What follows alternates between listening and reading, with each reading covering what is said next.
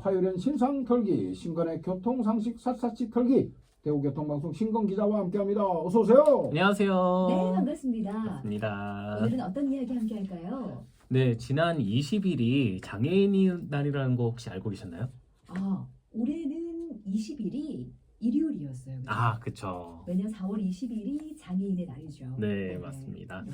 이 장애인과 관련해서 여러 가지 관심을 가져야 할 이슈가 좀 있겠지만 그 중에서도 우리는 이제 장애인 교통권에 대해서 좀 생각할 필요가 있잖아요. 네. 그래서 이번에 준비해봤습니다. 이 장애인과 비장애인의 면허 취득 과정에서 무엇이 다른지 또 어떤 게 같은지 한번 살펴보려고 합니다. 장애가 있는 분도 면허를 취득할 수 있다는 건 알고 있는데 네. 근데 실제로 어디서 어떻게 취득하는지는 모르겠어요. 모든 장애인이 운전면허를 취득할 수 있는 것도 아닐 거고 그 기준이 있을까요? 네, 도로교통법 제82조와 도로교통법 시행령 42조에 이 시각이나 청각, 신체 장애를 가진 경우 조건부로 면허를 발급받을 수 있다고 나와 있습니다. 이 시각장애의 경우 이종 면허 기준 양한 시력 0.5 이상 그리고 단한 시력 0.6 이상을 갖고 있어야 합니다. 네. 그리고 청각장애 같은 경우는 55데시벨 이상의 소리를 들을 수 있어야 하고요. 이 보청기를 사용할 경우엔 40데시벨 이상의 소리를 들을 수 있어야 합니다.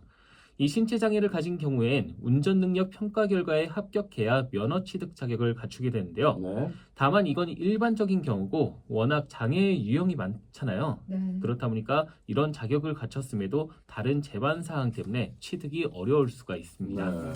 비장애인은 운전면허를 딸 때 필기 시험, 또 기능 시험 봤었고 또 도로 주행으로 이렇게 진행되는데 장애인은 어떻게 진행되나요? 네, 이 비장애인하고 장애인하고 이 면허 취득 과정이 좀 다를 수 있을 거다 이렇게 생각하시는 분들이 좀 있는데 그렇겠죠. 네, 근데 면허 취득 과정은 똑같습니다. 똑같아요. 네, 네. 이 면서를 접수한 뒤에 안전 교육을 받고요. 이 필요한 경우엔 운동 능력 측정을 통해 운전 보조 장치 평가를 받아야 합니다.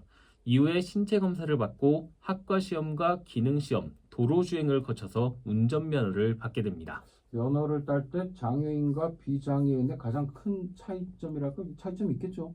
네, 다른 점이라고 한다면 이 신체 검사를 조금 꼼꼼하게 보거든요. 아까 네. 앞에서 말씀드렸던 것처럼 운동 능력 측정.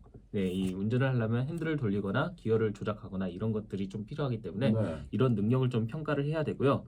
또 시험을 볼 때 보조 도구를 사용할 수 있는 점이 좀 다릅니다. 네. 이 장애 유형에 따라서 적합한 보조 도구를 설치해서 이 면허 시험 응시에 불편함이 없도록 하고 있습니다. 이 최은석 강서 면허 시험장 디딤돌 지원센터 대리의 말을 직접 들어보겠습니다. 및 뇌병변 장애는 장난 기능 및 도로 주행 시험을 볼 때 왼쪽 가속기나 핸들봉 등 보조 도구를 설치해 드립니다. 예를 들어서 오른발이 불편하신 분들은 왼발로 브레이크나 가속기를 누를 수 있게 장치를 설치해 드리는 경우가 있죠.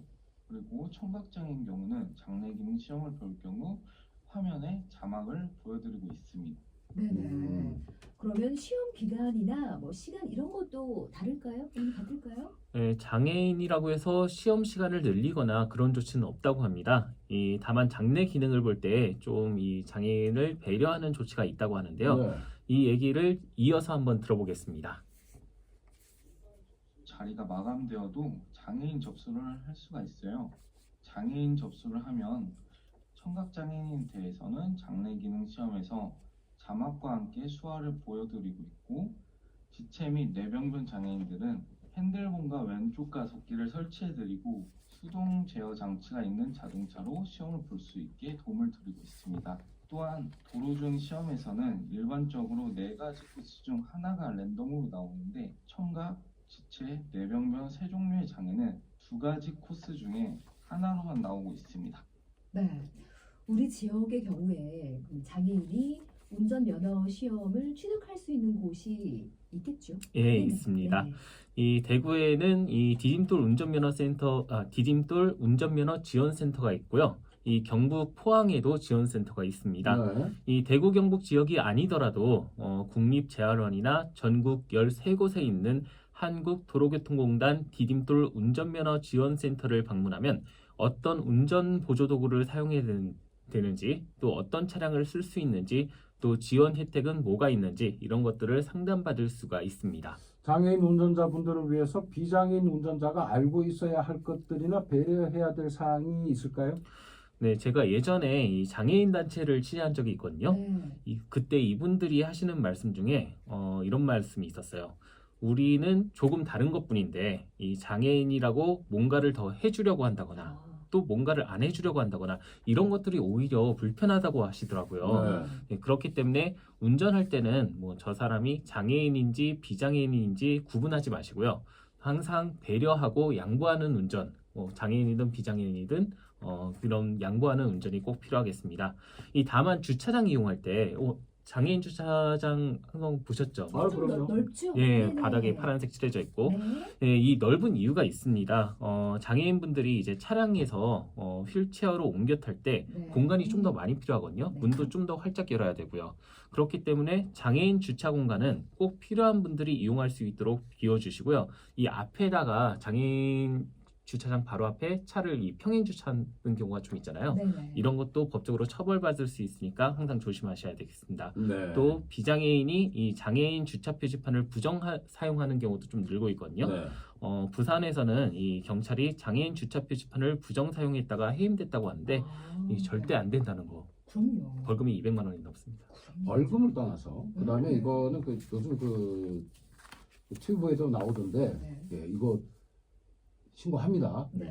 이상하다고 해서 딱 보고 많은 사람들이 이거 찍어가지고 신고하고 그런데 신고하기 전에 아, 양심에 그럼요. 맡기겠습니다. 그렇습니다. 예. 자, 지금까지 장애인 면허 취득 과정에 대해서 알아봤습니다. 시작이 좀 어려워서 주저하신다거나 아니면 정보가 부족해서 시도하지 못하셨던 분들 이 시간이 도움 되셨길 바랍니다. 오늘 내용은 여기까지 들을게요. 지금까지 신건 기자였습니다. 고맙습니다. 감사합니다. 네, 수고하셨습니다.